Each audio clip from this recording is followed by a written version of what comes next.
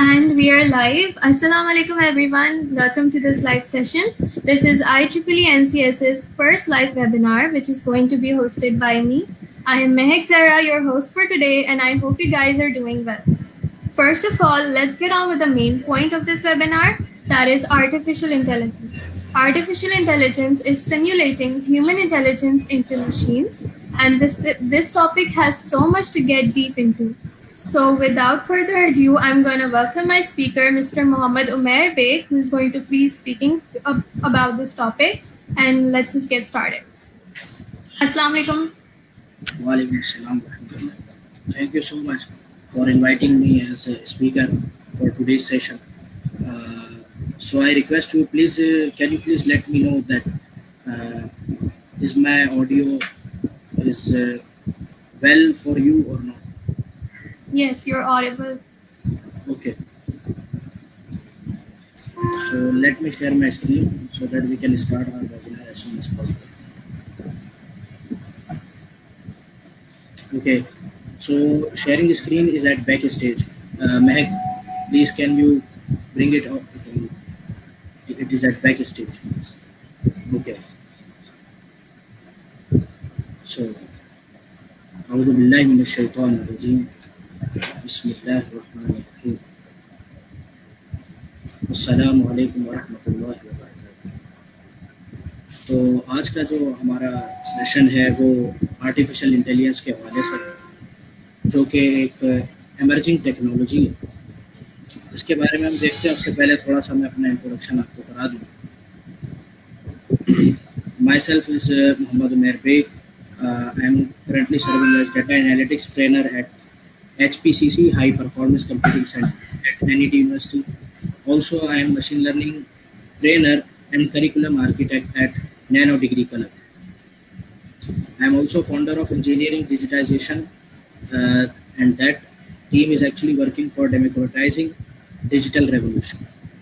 I am also pursuing my master's in data science in NED University, and also I have completed my graduation, that is Bachelor of Engineering in Electrical Engineering from the same university.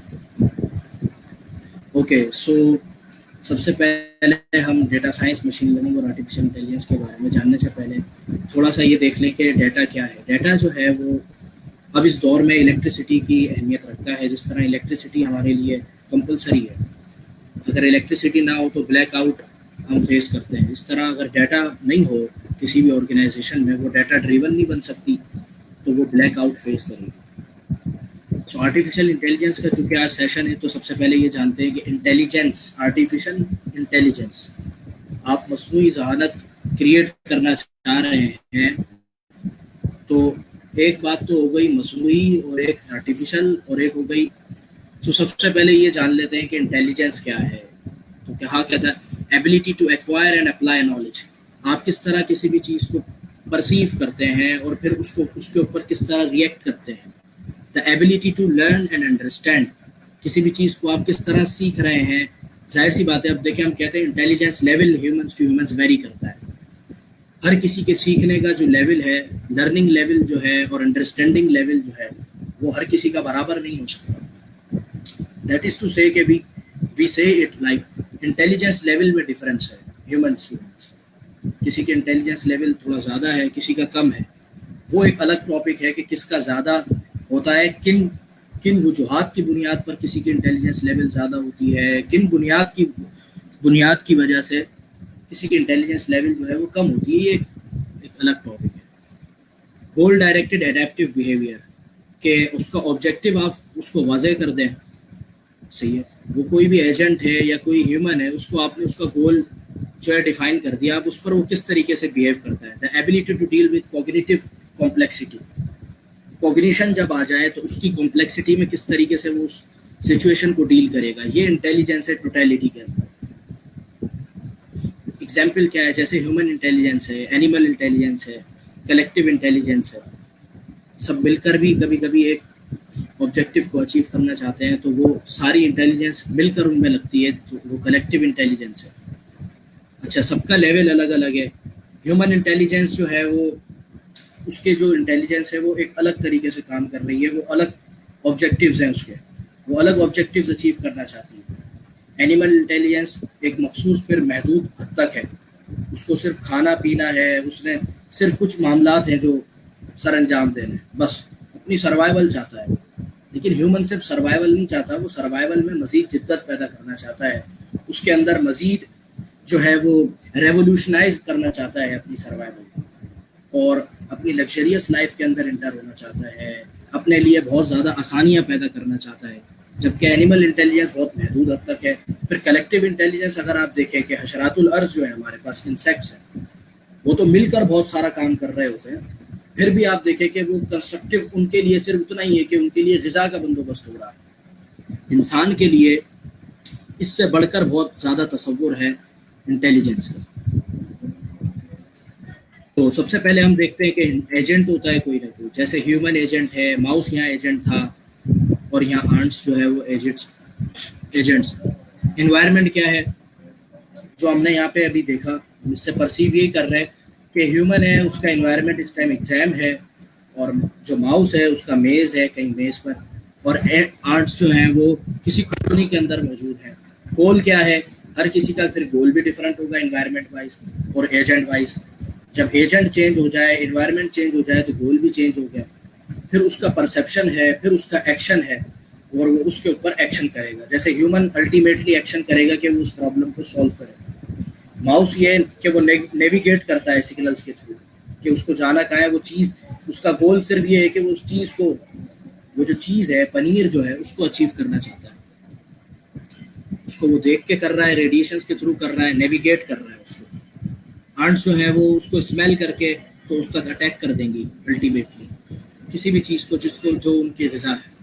ये intelligence की आपने example लिए, यानी अगर आप किसी के अंदर इंटेलिजेंस, उसके अंदर ये ना हो, अगर इंटेलिजेंस अगर किसी में ना हो, तो आप देखें कि वो, उसको ये भी शऊर नहीं होगा कि उसको भूख लग रही है। अगर किसी को कोई हंगरी है और उसमें इंटेलिजेंस प्रॉब्लम हो जाए, उसका इंटेलिजेंस काम करना छोड़ दे ड्यू टू सम रीजंस, तो उसको भूख भी लगे और वो एहसास समझ भी ना आए उसको कि मुझे क्या हो रहा है, उसको ये भी समझ ना आए कि ये मुझे भूख लग रही है।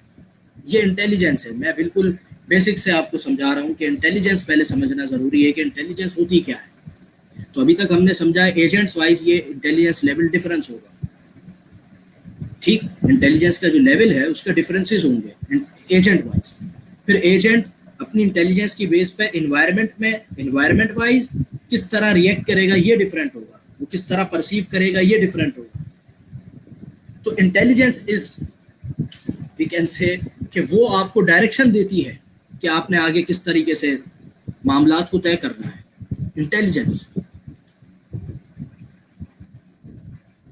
ability of an agent to perceive an environment and to choose actions that increase its chances of achieving a goal, कि वो गोल को तो अचीव कर रहे हैं लेकिन बाय लर्निंग, या तो लर्निंग सीख रहे हैं, वो इस अमल में है कि वो अपनी इंटेलिजेंस की बेसिस पे सीख रहे हैं, या तो फिर नॉलेज उनको एक दफ़ा जब दे दी, आपने उसको नॉलेज दे दी, किसी सिस्टम को, किसी ह्यूमन को नॉलेज दे दी, अब वो उस नॉलेज की बेसिस पर रिएक्ट कर रहा है, एक्शन कर रहा है, या फिर रीजनिंग सिखा दी, यानी कंप्लीट नॉलेज नहीं है लेकिन रीजनिंग है उसके पास। कुछ ऐसा अगर मैंने किया, मैं बजाय जो है वो इस रास्ते के आने के ये वाला पाथ मैंने फॉलो किया, तो उसके पीछे पूरा रीजनिंग उसके पास मौजूद है, बेशक नॉलेज ना हो, रीजनिंग है। और फिर आप पूरी प्लानिंग भी करते हैं किसी गोल को अचीव करने के लिए, यानी ऑब्जेक्टिव आपका ये है कि कोई ना कोई स्पेसिफिक गोल है जो आपने अचीव करना है। आर्टिफिशियल इंटेलिजेंस की जो है कुछ टाइप्स भी हैं, artificial narrow intelligence, artificial general intelligence और आर्टिफिशियल सुपर इंटेलिजेंस। अच्छा, तो अब तीनों में डिफरेंस क्या है? आर्टिफिशियल नैरो इंटेलिजेंस ये है कि आप किसी स्पेसिफिक प्रॉब्लम को एड्रेस कर रहे हैं और उसमें आप अपने डिजायर्ड ऑब्जेक्टिव जो है और गोल्स जो है वो अचीव भी कर पा रहे हैं। आर्टिफिशियल नैरो इंटेलिजेंस किसी एक स्पेसिफिक प्रॉब्लम पर आप उसको एड्रेस कर रहे हैं, और कोई सिस्टम है अगर, तो आर्टिफिशियल चूंकि बात आ गई है, तो अब क्या करना चाह रहे हैं आपके वही इंटेलिजेंस किसी सिस्टम में। अब वो फिजिकल सिस्टम भी हो सकता है, ये बात है हमें कि वो फिजिकल सिस्टम भी हो सकता है, और ज़रूरी नहीं कि वो फिजिकल सिस्टम हो, वो आपका डिजिटल सिस्टम भी हो सकता है। लाइकवाइज वी से कि सॉफ्टवेयर जो होता है कोई भी, वो एक डिजिटल ऑब्जेक्ट है, उसकी फिजिकल अपीयरेंस नहीं है। हाँ, उसको आप देख सकते हैं, उससे इंटरेक्ट कर सकते हैं, लेकिन फिजिकल टच नहीं देगा वो। जो फिजिकल क्वांटिटी की डेफिनेशन है उसमें नहीं आता। डिजिटल है, वर्चुअल है। तो चाहे से कोई सिस्टम फिर वर्चुअल हो, डिजिटल हो, या तो कोई सिस्टम फिजिकल हो। जैसे मसलन मैं आपको एग्जांपल देता हूँ कि आप जो है कोई सॉफ्टवेयर ऐसा बना रहे हैं जिसमें फाइनेंस के जो है वो ट्रांजैक्शंस होते हैं और उनका रिकॉर्ड मेंटेन होता है और लॉग बन रहा है। अब आप ये चाहते हैं कि ये जो फाइनेंशियल ट्रांजैक्शंस हो रही हैं, ये जो ट्रांजैक्शन हो रही हैं, इनमें मैं एनोमैली डिटेक्शन कर सकूं। इसमें मैं ये डिटेक्ट कर सकूं कि कौन सी ट्रांजैक्शन सबसे हटकर हुई है, या तो बहुत ज़्यादा हो गई। तो आप लेट सपोज, मैं एग्जांपल दे रहा हूँ, आप ये करना चाह रहे हैं, देखना चाह रहे हैं कि भाई इतनी ज़्यादा ट्रांजैक्शन पर डे किसने कर ली, ये एनोमैली डिटेक्शन है। तो आपने उस वर्चुअल सिस्टम को, उस सॉफ्टवेयर को इंटेलिजेंट बना दिया। आपने उसको ऐसा उसके अंदर एआई का जो है वो मॉडल बना दिया कि अब उस सॉफ्टवेयर में लाइव ट्रांजैक्शन पे वो स्ट्रीमिंग के दौरान क्या कर रहा है, प्रिडिक्शन कर रहा है। तो ये आपने क्या कर दिया कि वर्चुअल सिस्टम के ऊपर आपने एआई अप्लाई कर दिया। Either the system is virtual or not, whether the system is physical or not, system होना उसके लिए जरूरी है। अगर आप उसके अंदर किसी भी तरह इंटेलिजेंस को डाल दें कि वो अपने डिसीजन खुद ले सके, ये आपने कर दिया कि आपने आर्टिफिशियल इंटेलिजेंस उसके अंदर इंट्रोड्यूस करा दी। लेकिन वही बात कि अब ये एक स्पेसिफिक प्रॉब्लम को एड्रेस कर रहे थे, तो ये हो गया आपका आर्टिफिशियल नैरो इंटेलिजेंस। फिर आप इससे आगे बढ़े गए, जिसको अभी हम अचीव करना चाहते हैं कि जैसे ह्यूमन है, कोई भी ह्यूमन किसी एक प्रॉब्लम को एड्रेस नहीं कर रहा, वो एट अ टाइम कई चीजों की नॉलेज भी रखता है, कई चीजों के डिसीजन भी ले रहा है, कई चीजों के बारे में मामला तय कर रहा है। ये आपकी हो गई आर्टिफिशियल जनरल इंटेलिजेंस। तो आप जब ह्यूमन लेवल की इंटेलिजेंस को अचीव करना चाह रहे हैं किसी सिस्टम में, चाहे से तो वो कोई वर्चुअल सिस्टम हो या फिजिकल सिस्टम हो, वर्चुअल सिस्टम है, साइबर सिस्टम भी कहते हैं उसको, डिजिटल सिस्टम भी कहते हैं आप उसको। तो अगर आप उसमें इंटेलिजेंस क्रिएट करना चाह रहे हैं तो आप कह रहे हैं कि ये आर्टिफिशियल जनरल इंटेलिजेंस है, अगर ह्यूमन लेवल तक की करना चाह रहे हैं।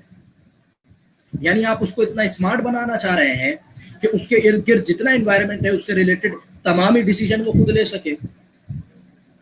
और अगर तो कोई एक स्पेसिफिक प्रॉब्लम को एड्रेस कर रहे हैं तो फिर आर्टिफिशियल नैरो इंटेलिजेंस ANI हो गया।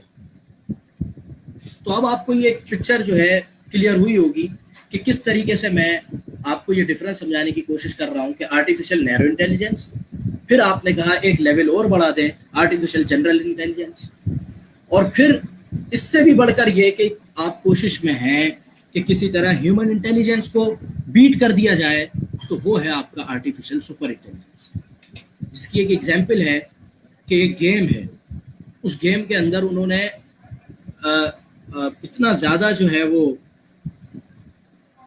डाटा कलेक्ट किया है और उस डाटा की बेसिस पर उन्होंने जब मॉडल बनाया है, उसके बदले उनको कई सर्वर्स लगाने पड़ गए, उनकी बहुत हैवी इन्वेस्टमेंट हो गई। लेकिन सिर्फ इस बात को प्रूव करने के लिए कि हम सुपर इंटेलिजेंस पे काम कर सकते हैं, तो उन्होंने क्या किया कि उस डाटा की बेसिस पर ऐसा मॉडल क्रिएट कर लिया कि वो चेस गेम है, चेस, कि उस गेम में वो मशीन जो है वो हर ह्यूमन को बीट कर रही है।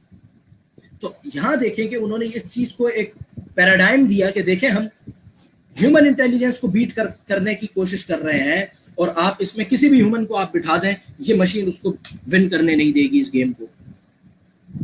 उसके बदले उनको बहुत हैवी इन्वेस्टमेंट करनी पड़ गई, यानी इतना डाटा कलेक्ट होता चला गया और इतनी कंप्यूटेशन उसमें परफॉर्म होना शुरू हो गई कि उनको सर्वर्स लगाने पड़ गए। लेकिन क्या था कि गोल अचीव कर लिया उन्होंने अपना, ये बात प्रूव कर दी कि हम आर्टिफिशियल सुपर इंटेलिजेंस को इंट्रोड्यूस करा सकते हैं। अब ये क्या है, ये तो एनवायरनमेंट एक चेस का एनवायरनमेंट, वो गेम है, सही। अब उसके अलावा भी बहुत सारी चीजें हैं। आप environment to environment super intelligence की तरफ जाना चाह रहे हैं, लेकिन उसके लिए अभी चीजें अलाइनमेंट में हैं, अभी चीजें अलाइंड नहीं हुई हैं, अभी अंडर डेवलपमेंट है ये प्रोसेस। सुपर इंटेलिजेंस को अचीव करना अभी अंडर डेवलपमेंट है, ठीक है। तो ये हो गई कुछ टाइप्स ऑफ एआई पे बात होती है। अच्छा, ये टाइप्स ऑफ एआई ये पैराडाइम्स के लिहाज से है कि आपकी प्रॉब्लम को एड्रेस करने का लेवल क्या है। किसी स्पेसिफिक प्रॉब्लम को आप एड्रेस कर रहे हैं तो नैरो हो गए, आप ह्यूमन इंटेलिजेंस के लेवल पर आना चाह रहे हैं तो जनरल हो गए, और उसको बीट करना चाह रहे हैं तो ये एक सेकंड लेवल हो गया। तो ऑन द बेसिस ऑफ आपकी ये टाइप्स है एआई की। लेकिन हिस्ट्री ऑफ एआई में कहानी कुछ और है, और उसको आप इससे मिला ऐसा भी नहीं करें कि इसको आप इन दोनों को वर्सेस करके समझ लें। नहीं, हिस्ट्री ऑफ एआई में क्या है कि सबसे पहले क्लासिकल एआई, जो आपकी ट्रेडिशनल एआई थी, वो ये थी कि विद इन सिस्टम, तो आप क्या चाह रहे थे कि कंप्यूटेशनल सर्च बढ़ जाए, कंप्यूटेशनल सर्च पे काम कर रहे थे, कंप्यूटेशनल लॉजिक पे काम कर रहे थे, नेचुरल लैंग्वेज पर आप काम कर रहे थे। ये आपकी एडवांसेस थी, एडवांसमेंट आई थी क्लासिकल एआई के अंदर। ये तीन आप ऑब्जेक्टिव, ये आपने तीन मेन लिख दिए, और भी होंगे। फिर इसमें सक्सेस इनका ये हुआ कि ये कुछ प्रोडक्ट बन गए, जनरल प्रॉब्लम सॉल्वर और ELI ZA और SHR DLU। तो ये कुछ प्रोडक्ट्स बन गए। इनका आपने मुश्किल से, मैं समझता हूँ भाग के दो वालों का तो शायद मुश्किल से आपने नाम भी सुना। फिर लिमिटेशंस क्या है क्लासिक एआई की? ये थी कि कंप्यूटिंग पावर उस टाइम लिमिटेड थी, कंप्यूटेशनल कॉम्प्लेक्सिटी को वो डील नहीं कर सकते थे, और सिंबॉलिक कंप्यूटिंग लिमिटेशंस थी हमारे पास। तो लिमिटेशंस जब थी तो फिर फेलियर होने लगा। तो मशीन की जो ट्रांसलेशन है, मशीन ट्रांसलेशन, जैसे आज हम गूगल ट्रांसलेशन देखते हैं कि अगर हम कोई भी लैंग्वेज में हम उसको इनपुट देते हैं और ट्रांसलेट कर देते हैं, तो ये क्या है कि बेसिकली मशीन ट्रांसलेशन पे वर्क हो रहा है, आप ट्रांसलेशन कर रहे हैं। परसेप्ट्रॉन लिमिटेशन थी, लाइट हिल रिपोर्ट, ये कुछ फेलियर्स है, कुछ प्रोडक्ट्स ये ऐसे आपके थे, कुछ प्रोजेक्ट्स थे कि आप उसमें फेल हो गए क्लासिकल एआई के अंदर। तो फिर एआई विंटर कहलाता है, फर्स्ट एआई विंटर आया। अच्छा, ये इस तरीके से स्टेजेस हैं एआई की, जब वो इवॉल्व हो रही थी, अंडर रिवॉल्यूशन थी। तो 1974 से 1980 तक फर्स्ट एआई विंटर रहा, और उसमें उन्होंने कहा कि नॉलेज बेस्ड एआई लाओ, क्लासिकल एआई से नॉलेज बेस्ड एआई लाओ, यानी ऐसे सिस्टम बनाओ कि जो नॉलेज रखते हो उसमें नॉलेज आप फीड कर दें किसी प्रॉब्लम से रिलेटेड। तो उनमें आपने ये नाम बहुत सुना होगा, एक्सपर्ट सिस्टम्स, सही है, ये नाम आपने बहुत सुना होगा, नॉलेज बेस्ड सिस्टम्स। तो ये कुछ भी नहीं थे, सिंपल आपने उसके अंदर नॉलेज फीड कर दी उस एनवायरनमेंट से रिलेटेड, और उसको ये सिखा दिया कि इस तरीके से आप रिएक्ट करो। मगर वो क्या था कि वो नॉलेज थी, पैटर्न्स थे, वो पैटर्न्स थे, जो पैटर्न्स आपने उसको सिखा दिए। इन्फ्रेंस इंजन है कि कोई एक इंजन आपने सिस्टम बना दिया, वो ऐसा क्यों कर रहा है वो इन्फर करेगा, यानी एक छोटे से एनवायरनमेंट के ऊपर बड़े एनवायरनमेंट के भी डिसीजन को ले सकता है, इन्फर करना। तो ये कुछ सक्सेस थे उनके, ये कुछ प्रोडक्ट्स थे नॉलेज बेस्ड एआई के। फिर सेकंड एआई विंटर आ गया। सेकंड एआई विंटर के अंदर सबसे पहले अब ये बताएगा कि ये क्यों आया, क्योंकि लिमिटेशन नॉलेज बेस्ड एआई की क्या क्या थी। एक्सपेंसिव था वो मेंटेन करने के लिए, और रिजिड था, इनफ्लेक्सिबल था, फ्लेक्सिबिलिटी नहीं थी उसमें, और काफी रिजिड था, स्ट्रॉन्ग डिसीजन लेता था, और स्ट्रॉन्ग डिसीजन के अंदर अपने फैसले पर, अपने डिसीजन पर वो अटक जाता था। उसमें फ्लेक्सिबिलिटी नहीं थी अपने आप को मोल्ड करने की उस सिस्टम में जो नॉलेज बेस्ड एआई पर बिल्ट हुए थे, एफिशिएंट नहीं था। तो ये अब हम सेकंड एआई विंटर पे बात कर रहे हैं। तो ये कुछ फेलियर्स हुए इन प्रोजेक्ट्स में उनको, नॉलेज बेस्ड एआई में। तो फिर सेकंड एआई विंटर का जो ड्यूरेशन था वो 1988 से 2000 तक था। उसके बाद आप देखें कि फिर इन्होंने सेकंड में डेटा ड्रिवन एआई ले आए। अभी आपको मैंने जैसे बताया कि नॉलेज बेस्ड एआई जब उसकी लिमिटेशन आई और आप फिर सेकंड एआई विंटर में एंटर हो गए, ये क्या है कि ये एवोल्यूशन हो रही है आर्टिफिशियल इंटेलिजेंस की। अब आप जब सेकंड एआई विंटर में एंटर हो गए और नॉलेज बेस्ड एआई की लिमिटेशन आ गई, ठीक है, सबसे पहले तो क्या थी क्लासिकल एआई, फिर फर्स्ट एआई विंटर आया। फर्स्ट एआई विंटर के अंदर उसने क्या कर दिया कि नॉलेज बेस्ड एआई ले आया। फिर अब उसकी लिमिटेशन बताकर अब सेकंड एआई विंटर बताया जा रहा है। सेकंड एआई विंटर के अंदर उन्होंने क्या कर दिया कि डेटा ड्रिवन एआई ले आए। अब आप देखें कि डेटा जो है हमारे पास जनरेट होने लगा इस ड्यूरेशन में, जिस ड्यूरेशन में ये इवॉल्व हो रहा है, ठीक है जनाब। तो फिर आपके पास क्या हुआ कि जब डेटा जनरेट होने लगा तो डेटा ड्रिवन आर्टिफिशियल इंटेलिजेंस आने लगा। उसके एडवांसेस ये है कि वो कंप्यूटेशन ज़्यादा आ गई थी उनके पास क्योंकि 1950s और 60s के ड्यूरेशन में ही आपके पास जो है वो पर्सनल कंप्यूटर्स का कॉन्सेप्ट आने लगा और इस तरीके से, तो आप क्या है कि 2000s तक तो आप जो है वो पीसी तक आ गए, यानी ऐसे सिस्टम तक तो आप आ गए कि वो आपके पास जो है वो सिर्फ जो है वो गवर्नमेंट एंटिटीज के पास नहीं है या बहुत बड़े बड़े ऑर्गेनाइजेशन के पास नहीं है, लेकिन अब जो है वो आपके पास लोकल ऑर्गेनाइजेशंस के पास भी आ गया है वो सिस्टम। तो एडवांसेस होने लगे कि डेटा ड्रिवन एआई लाए, तो कंप्यूटेशन इंक्रीज होने लगी, डेटा बढ़ने लगा, एल्गोरिथम में काफ़ी इंप्रूवमेंट आ चुके थे, एल्गोरिथम बनने लगे। तो डेटा को एल्गोरिथम के साथ फीड कराकर, एल्गोरिथम में फीड कराकर ये डिसीजन मेकिंग करने लगे, ये मोर डिसिप्लिन्ड हो गया आपका काम। ये कुछ प्रोडक्ट्स फिर इन्होंने यहाँ पे मेंशन कर दिए हैं कि डेटा ड्रिवन एआई की जो सक्सेसेस हैं उनमें क्या क्या प्रोडक्ट्स थे। थर्ड एआई गया, तो डेटा ड्रिवन एआई में फिर क्या लिमिटेशन आ गई कि थर्ड एआई विंटर आया कि एबिलिटी टू रीजन, वो रीजनिंग नहीं कर सकते थे, उसमें ये लैकिंग थी। तो आपने कभी कभी देखा होगा ना कि आप कभी पढ़ते हो आर्टिफिशियल इंटेलिजेंस में या मशीन लर्निंग में, तो उसमें ये एक टॉपिक आया हुआ होता है इंटरप्रेटेबिलिटी। कुछ एल्गोरिथम्स में बहुत कम है, कुछ में है ही नहीं, और कुछ में बहुत ज्यादा है। जैसे अगर मैं मशीन के एक एल्गोरिथम की बताऊं डिसीजन ट्री, तो डिसीजन ट्री के अंदर आप समझे कि इंटरप्रेटेबिलिटी बहुत ज्यादा है, वो आपको एंड तक पहुंचाएगा कि आपने अगर ये मॉडल ने ये बात प्रिडिक्ट की है तो क्यों क्यों कर उसने ये प्रिडिक्ट किया है, तो उसकी डिसीजन मेकिंग किस तरीके से हुई है, मॉडल बिल्ड किस तरह हुआ है और प्रिडिक्शन क्यों ये हो रही है, इसके ऊपर इंटरप्रेटेबिलिटी बहुत ज्यादा है उसकी। लेकिन कुछ एल्गोरिथम में बिल्कुल नहीं। अब आप जैसे सपोर्ट वेक्टर मशीन की मिसाल है, सपोर्ट वेक्टर मशीन एक और another there is another algorithm known as support vector machine in machine learning। जो सपोर्ट वेक्टर मशीन है उसकी इंटरप्रेटेबिलिटी बहुत ही कम है।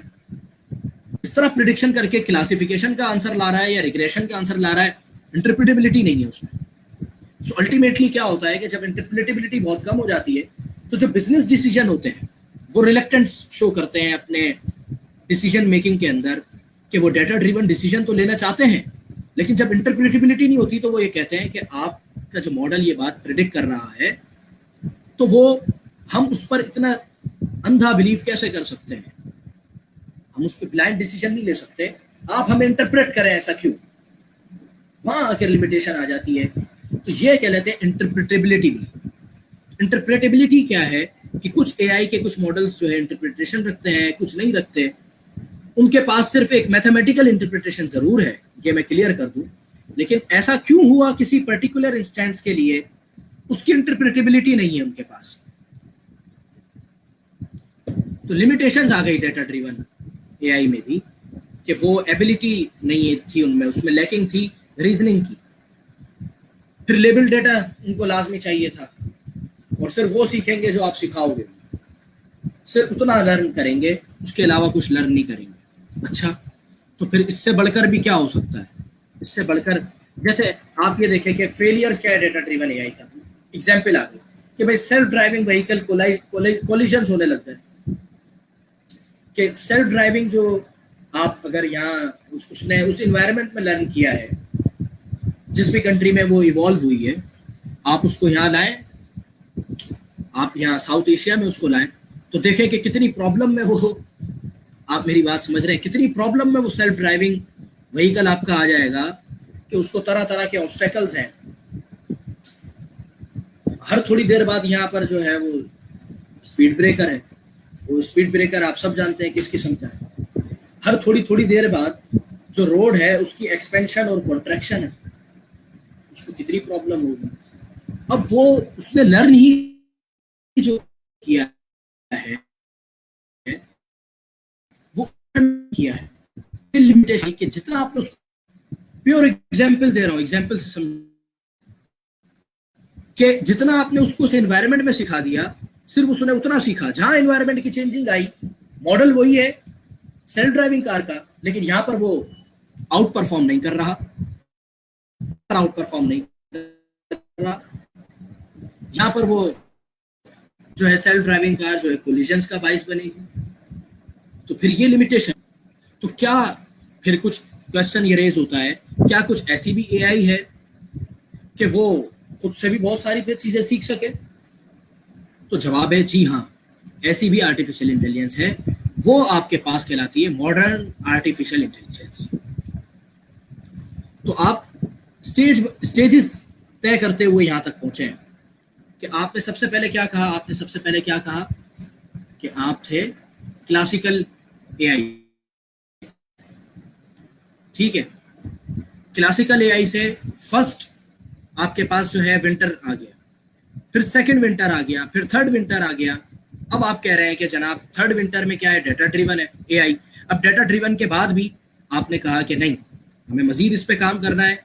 ऐसा कुछ हो जाए कि हम इसको ऐसा सिस्टम बनाए कि ये खुद से लर्न कर सके चीजों को, लिमिटेड ना हो जितनी हम लर्निंग करवा रहे हैं उस एनवायरनमेंट में।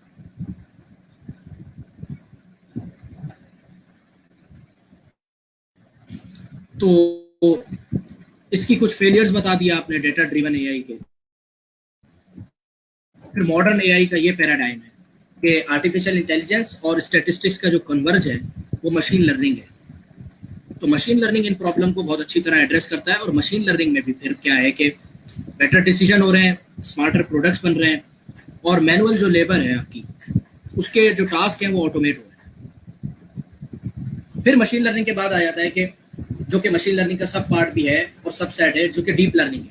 तो डीप लर्निंग में क्या होता है, अगर मैं ये आपको एग्जांपल दे रहा हूँ, लेट्स सपोज ये डीप न्यूरल नेटवर्क्स हैं, ये यानी कि कई हिडन लेयर्स हैं आपके पास, और ये आपके पास क्लासिफिकेशन का प्रॉब्लम सॉल्व हो रहा है। यहाँ से क्लासिफाई इमेजेस आप दें इसको, ये क्लासिफाई करके बताएगा कि ये ह्यूमन है, कौन जो है वो कैट है, कौन डॉग है, कौन कार है। ये एक एग्जाम्पल दिया। इसका उलट भी हो सकता है कि आप उल्टा जो है इसमें ये कर सकते हैं कि इमेज जनरेशन कर सकते हैं। अब आजकल जैसे कि आपने देखा होगा कि डीप फेक्स है, डीप फेक्स एक प्रोडक्ट है, वो क्या कर रहा है बेसिकली, उसके पीछे मॉडर्न एआई एल्गोरिथम है, और वो उल्टा आपको इमेजेस जनरेट करके दे रहा है। बल्कि कुछ ऐसी इमेजेस भी जनरेट की दी, वो फेसेस थे रियल वर्ल्ड में, एग्जिस्ट ही नहीं करते रियल वर्ल्ड में। तो आपने ये क्या कर दिया कि ये मॉडर्न एआई अप्रोच है, आप वो काम उससे करवाना चाह रहे हैं जो पहले हो नहीं सकता था। ये कुछ ऑब्जेक्ट डिटेक्शन हो रही है, जैसे कि आपने कहा कि ऑब्जेक्ट डिटेक्ट कर रहे हैं आप, ट्रैफिक लाइट सिग्नल कहाँ है, इस तरीके से। तो ये क्या है कि अब ये किसी एक पर्टिकुलर उस पर काम नहीं कर रहा है, ये मल्टीपल क्लासिफिकेशन कर रहा है, मल्टी क्लासिफिकेशन। अब ये कि डीप लर्निंग के बाद एक और पैराडाइम आ रहा है कि री-इन्फोर्समेंट लर्निंग। उसमें आप क्या काम करते हैं कि उसमें एक एजेंट बना देते हैं, एजेंट जो है वो एक्शन करता है और इन्वायरमेंट होता है। एजेंट और इन्वायरमेंट, एजेंट को आप इन्वायरमेंट में रखकर, एजेंट कोई भी एक्शन करता है इन्वायरमेंट में, और उसके बदले उसको या तो आप रिवॉर्ड देते हैं या पनिशमेंट देते हैं, और उसकी बेस पर फिर पूरी पॉलिसी बनती है, पॉलिसी मेकिंग हो जाती है इसके अंदर। तो ये डीप क्यू नेटवर्क्स बन रहे हैं, इसके ऊपर डीप क्यू नेटवर्क्स पे काम हो रहा है। डीप रीइंफोर्समेंट लर्निंग, अच्छा रीइंफोर्समेंट लर्निंग है, एक डीप रीइंफोर्समेंट लर्निंग भी है, ये भी आप क्लियर रखिएगा बात कि डीप लर्निंग और रीइंफोर्समेंट लर्निंग का भी एक कन्वर्ज है, जहां पर वो इंटरसेक्ट हो रहे हैं, वो डीप रीइंफोर्समेंट लर्निंग कहला रही है। तो सिर्फ रीइंफोर्समेंट लर्निंग भी एक अपनी तरफ और डीप लर्निंग अलग है, लेकिन इन दोनों का इंटरसेक्शन भी पाया जाता है। डेटा ड्रिवन एआई ट्रेंड्स जो हैं, अब ये कि डेटा ड्रिवन ही है ये, लेकिन मॉडर्न अप्रोच के साथ है। तो machine learning, deep learning, reinforcement learning और मशीन लर्निंग भी वैसे काफ़ी पुरानी है, ऐसा नहीं है कि बहुत नई होती जा रही है। अब रीइंफोर्समेंट लर्निंग है, रीइंफोर्समेंट लर्निंग की तरफ जो है ज़्यादा काम हो रहा है एआई की बुनियाद। तो ये कुछ ट्रेंडी एक्सप्रेशंस हैं। इंटरनेट ऑफ थिंग्स में ये आपके लिए आपको एड्रेस करेगा आर्टिफिशियल इंटेलिजेंस। डेटा साइंस में इसका बहुत ज़्यादा ताल्लुक है। Virtual reality, video games, AI video games आ रहे हैं। सिमुलेशन में आपको मदद करेगा, कंप्यूटर सिमुलेशन में। बिग डेटा में आपको ये एआई डिस्ट्रीब्यूटेड मशीन लर्निंग बन रहा है। अच्छा, अब क्या है कि ऑब्जेक्टिव क्या है। अब जरा हम ये देख लेते हैं कि ऑब्जेक्टिव क्या है हमारा। ऑब्जेक्टिव तो ये है कि कुछ चीज़ें जो रिपीटेटिव,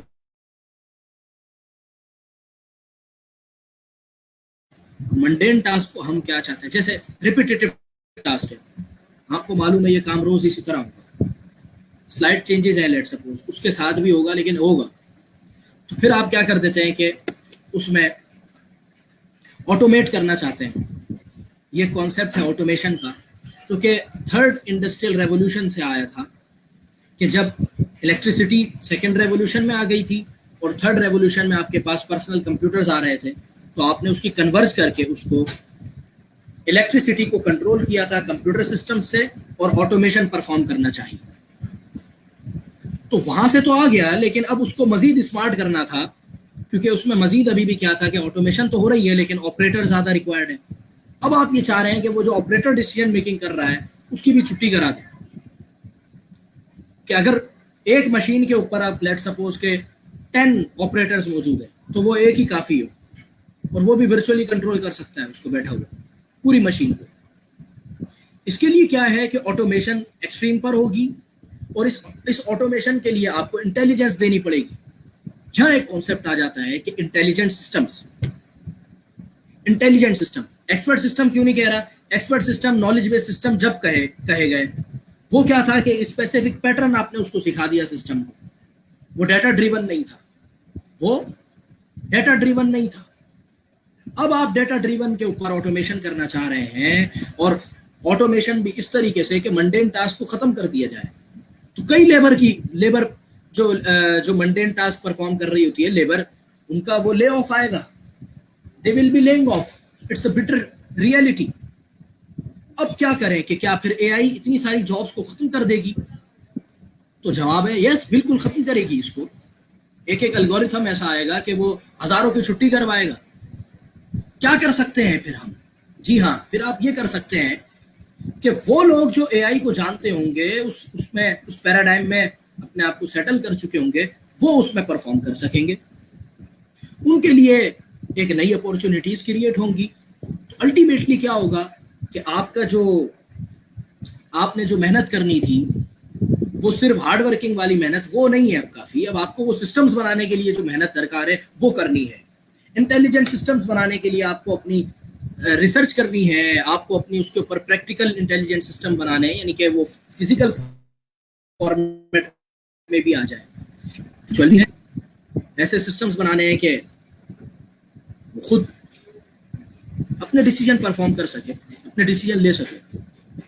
तो human intervention, I mean to say human intervention, यानी इंसान की जो मुदाखलत है टास्क परफॉर्म होने में, वो मिनिमाइज होने जा रही है। ह्यूमन इंटरवेंशन कम हो जाएगी, खत्म हो जाएगी। आपके लिए खत्म तो नहीं हो सकती, लेकिन साथ ही साथ क्या होगा कि वो जो सिस्टम बनाया वो भी तो एक ह्यूमन नहीं बनाया।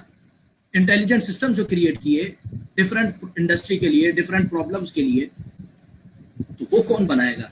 क्या वो आसमान से आके उतरेगा इंटेलिजेंट सिस्टम? हरगिज़ ऐसा नहीं है। वो भी आपने ही बनाने हैं। आपने, मुझ जैसे, मैं तो खैर बहुत छोटा इंसान हूं, लेकिन आप लोगों ने ही बनाना है। वो इंटेलिजेंट सिस्टम्स के लिए हमें तैयार होना है।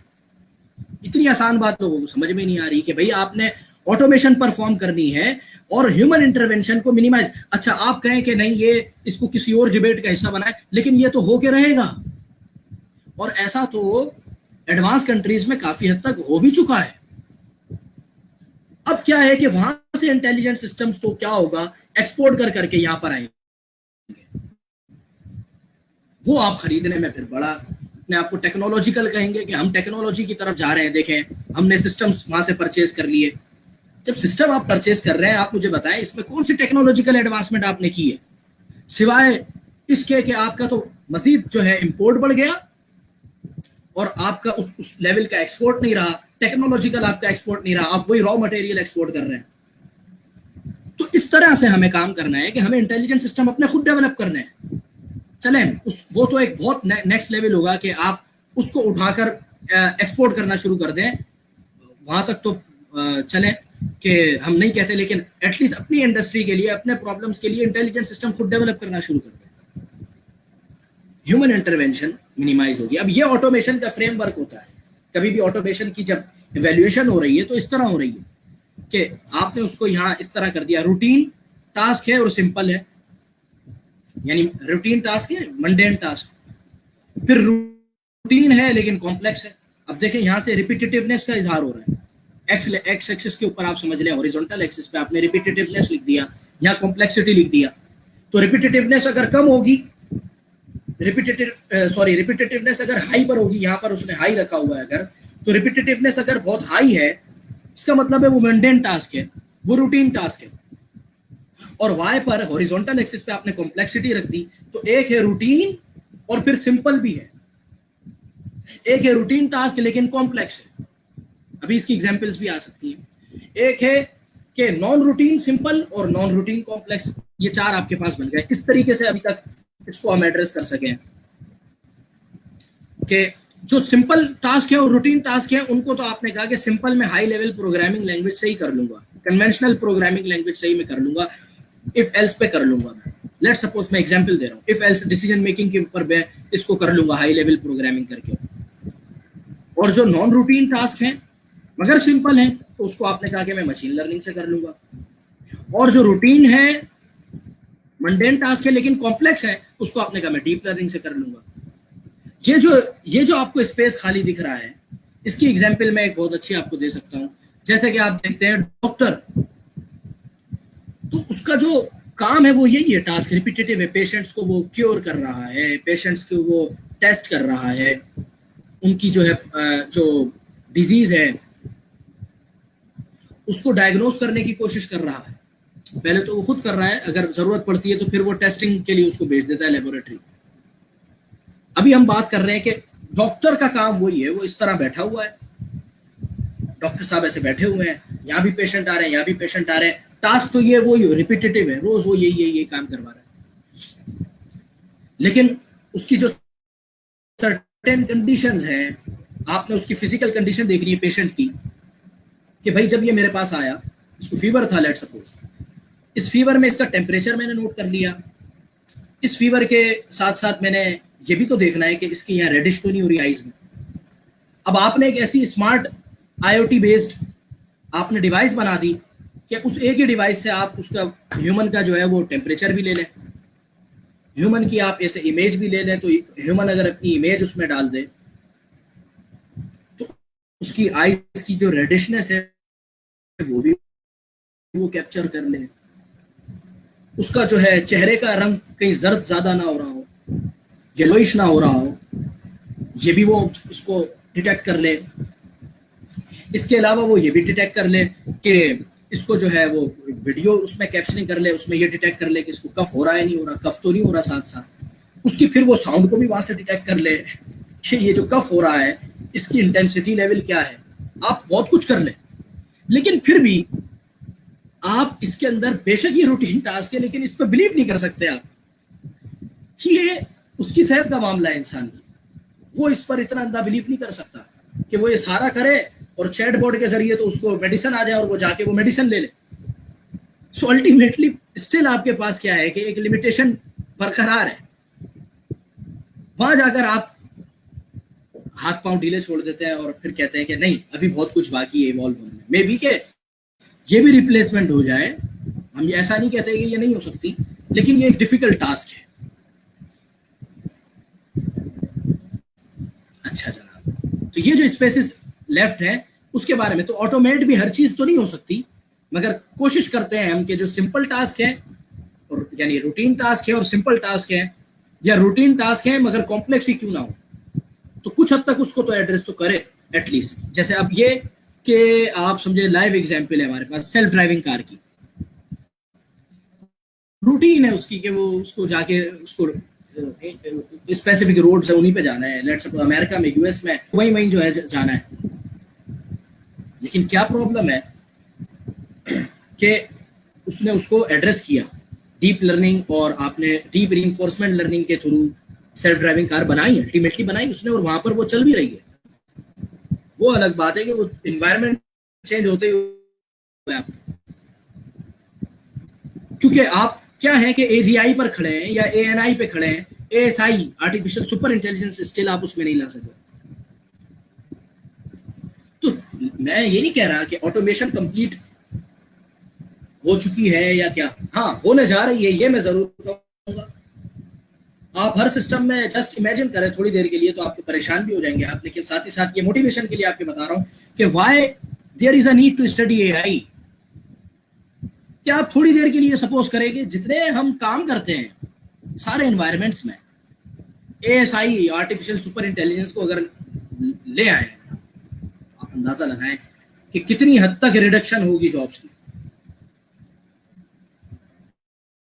सारे जो ऑटोमेशन हो जाएगा, आप सिर्फ वर्चुअली बैठे हुए मशीन को थोड़ा बहुत यूं यूं करके तो कंट्रोल कर रहे हैं, वर्चुअल सॉफ्टवेयर है वो खुद डिसीजन मेकिंग कर रहा है।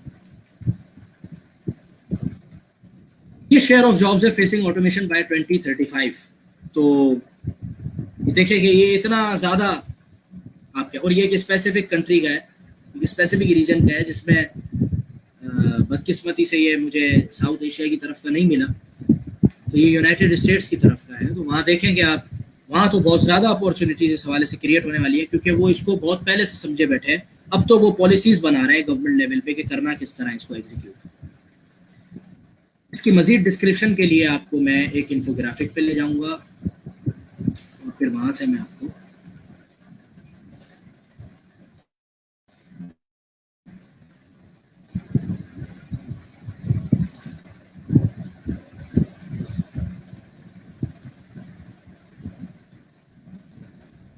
देखिए, बिजनेस है, उसके बिजनेस केस स्टडीज हैं, क्वालिटेटिव एनालिटिक्स होता है और एक होता है क्वांटिटेटिव एनालिटिक्स होता है। डेटा रिपोर्टिंग होती है, प्रिलिमिनरी डेटा रिपोर्ट बनती है, विजुअलाइजेशंस बनती हैं, उसके साथ रिपोर्टिंग होती है, डैशबोर्ड्स बनते हैं, सेल्स फोरकास्टिंग होती है, बिजनेस ऑपरेशंस है। अब आपने क्या किया, जो डेटा रिलेटेड ऑपरेशंस हैं, अगर आप उसको एक, आप इसको थिंक दीज स्लाइड्स एज कि आप ये एक ब्लू सेट है, एक जो है पिंक कलर का, ये एक अलग सेट है, जो मैथमेटिकल सेट्स होते हैं वो है, यानी बिजनेस का एक सेट है, डेटा का एक सेट है। तो अब जो डेटा और बिजनेस में इंटरसेक्शन है वो ये एरिया हो गया, जो ये आपस का कॉमन एरिया है इनका। तो वो बिजनेस ऑपरेशंस जो डेटा से रिलेटेड है उनको आपने फिर एक तरफ कर दिया। ये इन्फोग्राफिक कर्टेसी इसकी 365 डेटा साइंस वालों की है, और उनसे ये इजाजत ली हुई है मैंने ऑफिशियली इसको रिप्रेजेंट करने की। फिर आपने इसको टाइमलाइन बना दी प्रेजेंट, पास्ट और फ्यूचर में, कि कौन से टास्क जो है वो प्रेजेंट को एड्रेस कर रहे हैं, कौन से जो है वो डिस्क्रिप्टिव स्टैटिस्टिक्स अप्लाई हो रही है, जिन पे डिस्क्रिप्टिव आंसर्स दे रहे हैं वो मुझे पास्ट में क्या हुआ भाई, पिछले 2 महीने में हमारे बिजनेस में क्या होता रहा। हाँ, अब फ्यूचर में हमारे पास क्या होने जा रहा है, ये एक अलग बात है। क्वालिटेटिव एनालिटिक्स फ्यूचर में आ गया, और ये अगर इतना पोर्शन रखो ये बिजनेस एनालिटिक्स है। सेल्स फोरकास्टिंग जो है वो फ्यूचर की प्रेडिक्शन है, तो आपने इसको टाइमलाइन में प्रेजेंट से आगे कर दिया फ्यूचर साइड पर। ये एक डाटा एनालिटिक्स हो गया, या डाटा एनालिसिस हो गया इन जनरल, लेकिन आप इसको डाटा एनालिटिक्स कह देते हैं। फिर डाटा साइंस आ गया, वो उसका भी डाटा एनालिटिक्स का सबसेट है। तो यानी इससे ये जाहिर हुआ कुछ ऐसा टास्क लाजमी होंगे जो डाटा साइंस में है और डाटा एनालिटिक्स में भी है, कॉमन है, लेकिन कुछ ऐसे होंगे जो डाटा एनालिटिक्स में तो है, ये देखें ये एरिया, मगर वो डाटा साइंस में नहीं है। तो वो क्या है, तो ऑप्टिमाइजेशन ऑफ ड्रिलिंग ऑपरेशन, जैसे आप ऑयल माइनिंग करते हैं डिफरेंट रॉ मटेरियल की, तो आप ड्रिलिंग में आपका काफ़ी एक्सपेंसिव आता है, उससे पहले ऑप्टिमाइज कर लेते हैं, आप प्रेडिक्शन कर लेते हैं कि यहाँ पर हमारे कितने चांसेस हैं कि ये ऑब्जेक्ट हमें यहाँ मिल जाएगा या रॉ मटेरियल हमें मिल जाएगा। तो वो डाटा साइंस है, लेकिन digital signal processing data analytics का प्रॉब्लम है। बिजनेस इंटेलिजेंस आ गया, वो पास्ट और प्रेजेंट से स्टिक हुई हुई है, प्रेजेंट तक को एड्रेस कर रही होती है, क्योंकि बिजनेस इंटेलिजेंस कभी कभी हमारे पास डैशबोर्ड उसके लाइव है। लाइव का मतलब है कि प्रेजेंट से वो जुड़ गया और पिछली भी पूरी कहानी दिखा रहा होता है डैशबोर्ड, तो वो आपके पास हो गया बिजनेस इंटेलिजेंस, पास्ट से रिलेटेड भी हो गया। तो ये बैक वक्त एट अ टाइम, यानी डाटा साइंस का भी पार्ट है, बिजनेस एनालिटिक्स का भी पार्ट है, डाटा एनालिटिक्स का भी पार्ट है। इसमें विजुअल्स आ गए, डैशबोर्ड्स बनाना आ गए, फिर मशीन लर्निंग का पोर्शन आ गया। तो कुछ ऐसे पार्ट्स भी हैं जो मशीन लर्निंग का, अगर आप यहाँ देखें मशीन लर्निंग का डाटा एनालिटिक्स में भी आ रहा है, डाटा साइंस में भी आ रहा है, बिजनेस एनालिटिक्स में भी आ रहा है, बिजनेस इंटेलिजेंस में भी आ रहा है। फिर एआई उसका एक सुपर सेट है। ये एक बिग पिक्चर आपको सारी टेक्नोलॉजीज मिल जाएंगी कि data science, data engineering, artificial intelligence, machine learning, एक आपको बिग पिक्चर मिल जाएगी इस इन्फोग्राफिक्स में। तो रियल टाइम जो डैशबोर्ड बन रहे हैं जी कुछ कहना। अच्छा सर, ये मुझे जी बिल्कुल, ये मैं कह रही थी स्टूडेंट्स के पास कुछ क्वेश्चंस हैं जो आपसे पूछना चाह रहे हैं। जी जी, ये एक दफ़ा ये इन्फोग्राफिक एंड हो जाए तो फिर इनके क्वेश्चंस देख लेते हैं। सर अच्छा, आप यहाँ शो करेंगी उन क्वेश्चंस को या मुझे मैं कमेंट्स में बोलूँगी? नहीं, मैं बता दूंगी आपको, आप ही आंसर दें। Okay okay, thank you. ठीक है भाई, तो इस तरीके से डैशबोर्ड्स के अब बनना हो गया। तो ये बिजनेस इंटेलिजेंस और मशीन लर्निंग का कन्वर्ज है।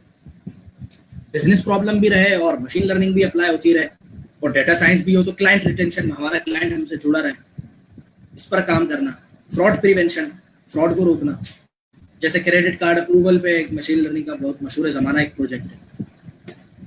स्पीच रिकॉग्निशन आप कर रहे होते हैं, ये सेल फोन है, ठीक है।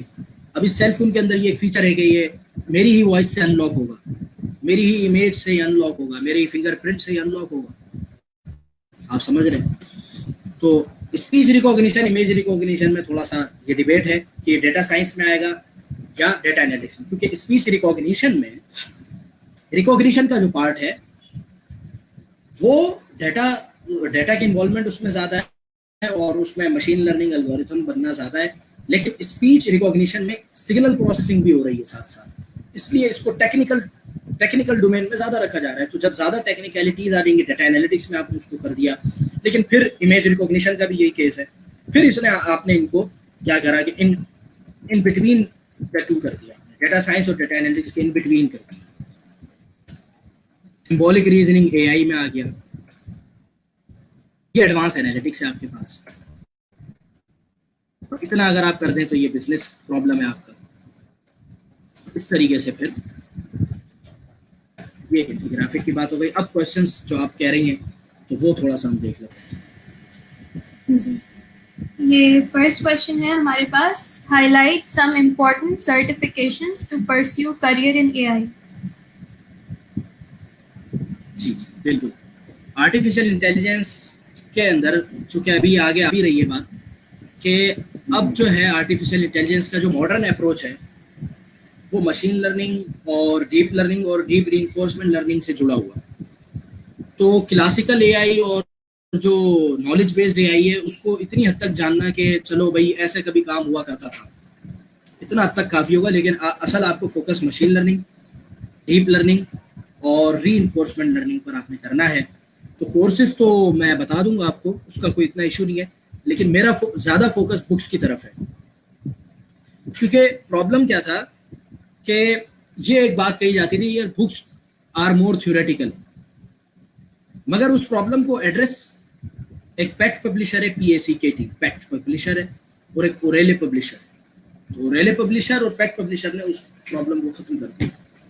अब वो जो आप उस कोर्स में सीखते हैं उससे कई गुना ज़्यादा आप एक बुक उठा लें तो उसमें सीख लेंगे। मैंने यहाँ in the end of the slides reference material book का वो मेंशन किया हुआ है, वो आगे आ रहा है।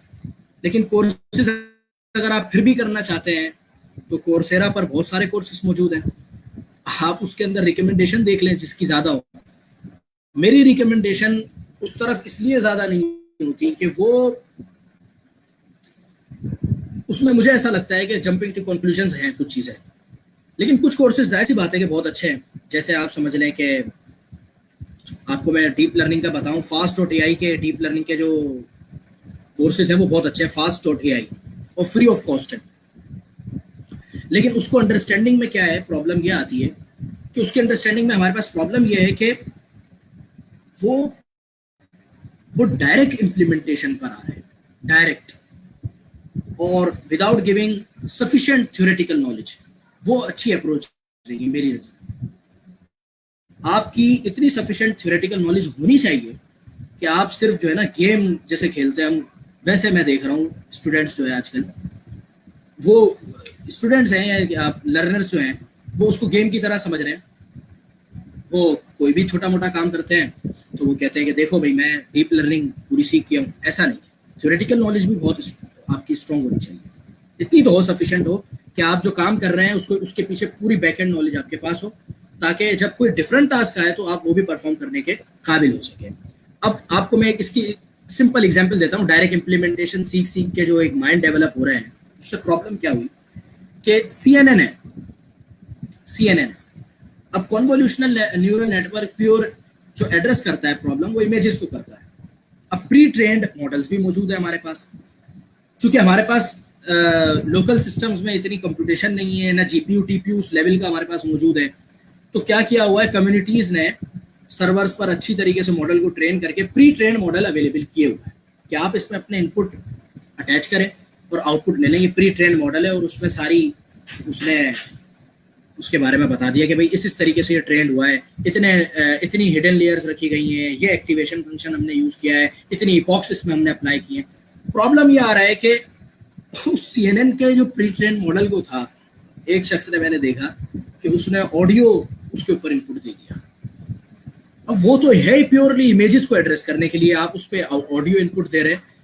ये कुछ ऐसी प्रॉब्लम्स हैं कि डायरेक्ट इम्प्लीमेंटेशन की वजह से ही आ रही होती है। जी, नेक्स्ट क्वेश्चन। अच्छा, नेक्स्ट क्वेश्चन है कि what is the most common programming language in AI? देखें, वैसे तो जब आप मशीन लर्निंग कर रहे हैं, मॉडर्न एआई के अप्रोच की बात कर रहा हूँ, डीप लर्निंग आप कर रहे हैं, रीइंफोर्समेंट लर्निंग आप कर रहे हैं, तो पाइथन आउट परफॉर्म करती है। इन तीनों पैराडाइम में पाइथन इज आउट परफॉर्म। लेकिन चूंकि बाज़ औक़ात डिप्लॉयमेंट में ऐसा आपके पास टास्क होते हैं कि वो इतनी प्रोग्रामिंग, पाइथन चूंकि बहुत हाई लेवल प्रोग्रामिंग लैंग्वेज है। मैं ये वो हाई नहीं कह रहा कि बहुत उसकी डिमांड है, नहीं। ये कंप्यूटर वाले जानते हैं कि हाई लेवल और लो लेवल प्रोग्रामिंग लैंग्वेज में क्या डिफरेंस होता है। मैं उस लिहाज से बात कर रहा हूँ कि बहुत अपर लेवल पे जाके लिखी गई है, वो स्टैक है। इश्यूज आते हैं डिप्लॉयमेंट में। अगर C++ में आप काम कर रहे हैं, वो उसके मुकाबले में लो लेवल प्रोग्रामिंग लैंग्वेज है, बल्कि बहुत ज़्यादा है। तो आपके लिए ये आसानी हो जाती है, डिप्लॉयमेंट के इश्यूज रिजॉल्व हो जाते हैं। क्योंकि बाज़ औक़ात ये याद रखिएगा, है ना, IT ऑपरेशंस में डिप्लॉयमेंट की तरफ, वहां पर हमारा मॉडल सही परफॉर्म नहीं कर पा रहा होता ड्यू टू द रीजन के आपने हाई लेवल प्रोग्रामिंग लैंग्वेज में काम किया हुआ होता। तो ये रिकमेंडेड है कि आप C++ भी उसके लिए लर्न करें। C++ भी देखें, आसान भी है। C++ लैंग्वेज मैं समझता हूँ आसान भी है। उसकी आप C++ डाटा स्ट्रक्चर्स पढ़ लें, ऑब्जेक्ट ओरिएंटेड प्रोग्रामिंग एक दफ़ा सही तरह से पढ़ लें, तो मैं नहीं समझता फिर आगे आपको कोई C++ में कोई मॉडलिंग करते हुए या कोई आपको इशू आना चाहिए। जी, नेक्स्ट। जी, तो नेक्स्ट क्वेश्चन है हमारे पास कि what ethical and moral standards should be used to create AI and confine their behaviors? ये देखें, एक बहुत अच्छा टॉपिक है। ये जिन्होंने, ये आप मुझे काइंडली बता सकती हैं किन्होंने ये कमेंट किया है, अगर ये प्राइवेसी इशू नहीं है तो। अगर वो स्क्रॉल डाउन हो गया तो कोई प्रॉब्लम नहीं है। हाँ, वो मैंने टाइप कर लिए थे क्वेश्चंस पहले से, तो मुझे याद नहीं। चले कोई इशू नहीं है, लेकिन ये बहुत अच्छा क्वेश्चन है। सोसाइटी पे क्या इम्पैक्ट होगा, सोसाइटल इम्पैक्ट, और इसके अलावा हमारी जो ब्यूरोक्रेसी होती है, वो अभी जो ख़ास तौर पे जिनको टेक्नोलॉजी साइड पे लगाया हुआ है ब्यूरोक्रेसी को, वो इसी चीज़ पे बात कर रही होती है मुसलसल। ब्यूरोक्रेट्स जो है वो इसी पे बात कर रहे होते हैं, सोसाइटल इम्पैक्ट क्या होने जा रहा है। क्योंकि सोसाइटल इम्पैक्ट जो है वो बज़ाहिर अगर हम देखते हैं तो वो थोड़ा है, यानी प्रॉब्लम क्रिएटिंग है। क्योंकि हम थर्ड वर्ल्ड कंट्री है, थर्ड वर्ल्ड कंट्री है, तो हमें थोड़ी प्रॉब्लम फेस होगी। यहाँ पर जो है वो परेशानी का सबब बन सकती है, लेकिन एट द सेम टाइम ये ब्लेसिंग भी होगी अगर आप मेहनत करना शुरू करते हैं। एज मिनहसुल कौम, आप कलेक्टिव एफर्ट्स के साथ आप अगर स्ट्रगल शुरू कर दें, मैं आपको यकीन दिलाता हूँ कि आपका कुछ नहीं बिगड़ेगा, बल्कि आप जॉब्स क्रिएट करने वाले बनेंगे। इन द नियर फ्यूचर आप जॉब्स क्रिएट करने वाले बनेंगे। तो सोसाइटल इम्पैक्ट, अगर आपने मेहनत नहीं की, मैं क्लियर कट वर्ड्स में कहना चाहता हूँ बड़ी जिम्मेदारी के साथ, अगर मेहनत नहीं की गई, और मेहनत भी कौन सी कि वो कोई भी उठा के तो कोर्स कर दिया आपने, और उसकी बुनियाद पे आपने खुद को, मैं देखता हूँ लिंक्डइन पर, मैं 2 महीने हुए होते हैं किसी से बात किए हुए कि वो स्टार्ट कर रहा है अपना कैरियर, 2 महीने बाद ही लिंक्डइन पे तो AI इंजीनियर भी लिखा हुआ है, मशीन लर्निंग इंजीनियर भी लिखा हुआ है, डेटा साइंटिस्ट भी लिखा हुआ है। ये थोड़ा सा हमें इस एटीट्यूड से बाहर निकलना होगा। हमें सबसे पहले लर्नर बनना होगा, और लर्नर बन के खामोशी से पहले तो सीखते रहे, पढ़ते रहे और थ्योरी भी अपनी स्ट्रॉन्ग करें ताकि आप बात तो कर सके ना आगे जाके, अपना तो कुछ ला सके ना। वरना अगर आपने ये काम नहीं किया तो सोसाइटल इम्पैक्ट बहुत ही बुरा होगा। ये मैं आपको बता दूं, सोसाइटल इम्पैक्ट बहुत बुरा होगा। और एआई के नाम पर बहुत सारे ऑर्गेनाइजेशन वर्क कर रहे हैं, लेकिन वहाँ के स्टूडेंट से मैं मिलता हूँ, वो मुझसे मिलते हैं, तो वो अपनी जो उनसे जब भावना होती है तो वो बड़े बुरे हालात हैं। सो आई रिकमेंड कि आप बुक्स पर आ जाएं, आप सेल्फ लर्नर बन जाएं, आप सेल्फ लर्नर बन जाएं। मोटिवेशन के लिए ये सेशन हो तो रहे, सेशन लेते रहें आप। जी अच्छा, ये अभी पता चले जो क्वेश्चन आया था ये इरम मंसूर की तरफ से था। अब ये जो नेक्स्ट क्वेश्चन है वो है, what is the future of deep fakes in our society? Deep देखें, ये क्वेश्चन वैसे इतना ज्यादा इसको एंटरटेन करने की जरूरत नहीं है। एवरीवन नोज डीप फेक्स जो है वो आपको ऐसी इमेज भी क्रिएट करके देखिए, पीछे क्या है, गैंस लगा हुआ है, गैंस वाला कॉन्सेप्ट लगा हुआ है, generative adversary network, hybrid model है। अब वो क्या है कि एक ऐसी इमेज भी क्रिएट कर देता है कि वो एग्जिस्ट ही नहीं कर रही होती। हाँ, आप ये जरूर कह सकते हैं कि डीप फेक से ये होगा सोसाइटल इम्पैक्ट में कि जैसे मैं इंसान हूँ, मुझे में सांस आ रही है, मैं प्रॉपर सिस्टम से इस दुनिया में आया हूँ, एवरीवन मतलब प्रॉपर सिस्टम फॉलो करके आ रहे हैं। एक ऐसा वर्चुअल जो असिस्टेंट होता था जिसका कोई ना नाम था ना कुछ, हम उसको नाम भी दे देंगे। ये मेरी प्रेडिक्शन कहती है, मेरी एनालिसिस कहती है, रॉन्ग भी हो सकती है, ये रॉन्ग भी हो सकती है, मगर मुझे ऐसा लगता है कि उसको एंटिटी दे देंगे। जो न्यू फेसेस बनेंगे उनको एंटिटी दे देंगे, उनको एंटिटी करार दे देंगे, उनकी एक आइडेंटिफिकेशन होगी और वो वर्चुअल असिस्टेंट होंगे, काम करेंगे। हम इंसानों के लिए काम करें, जैसे आपके सामने अभी गूगल असिस्टेंट है, वो तो खैर गूगल का अपना बनाया हुआ असिस्टेंट है, लेकिन सबके पर्सनल असिस्टेंट जैसे होते हैं, तो वो भी एक वर्चुअल असिस्टेंट हो जाएगा। उसका नाम भी होगा, सब कुछ होगा, मगर उसकी फिजिकल अपीयरेंस कुछ नहीं होगा। प्रॉपर सिस्टम से नेचुरल करनी था। जी ओके, तो हमारे पास नेक्स्ट क्वेश्चन है, what is prolog in artificial intelligence? What is, sorry, prologue? can you please repeat? What is prologue in artificial intelligence? PROLOGUE. Okay, देखें, मैं इसमें आपको ये बात कहना चाहता हूँ कि ये वाले जो क्वेश्चंस हैं, अब हम थोड़ा सा उस तरफ चले जाएंगे जो ब्यूरोक्रेसी जिसको एड्रेस कर रही है, और ये सारी चीज़ें सोसाइटल इम्पैक्ट वगैरह पर जो जितनी बात मैं समझता हूँ हो गई है। और अब ये कि आप इसके हवाले से मज़ीद चीज़ें आप देखें, लेकिन मैं ये यहाँ पर एक बात उस पिछले वाली से कनेक्ट करूँगा, वो बड़ी इंपॉर्टेंट है कि अब यहाँ एट द सेम टाइम जिस तरह डीप फेक्स आ रहे हैं ना, डीप फेक्स आ गया, बल्कि एट द सेम टाइम जो आपने देखा होगा साइबर सिक्योरिटी में जो स्टूडेंट्स होते हैं, इंफॉर्मेशन सिक्योरिटी में, वो डिजिटल फोरेंसिक पढ़ते हैं।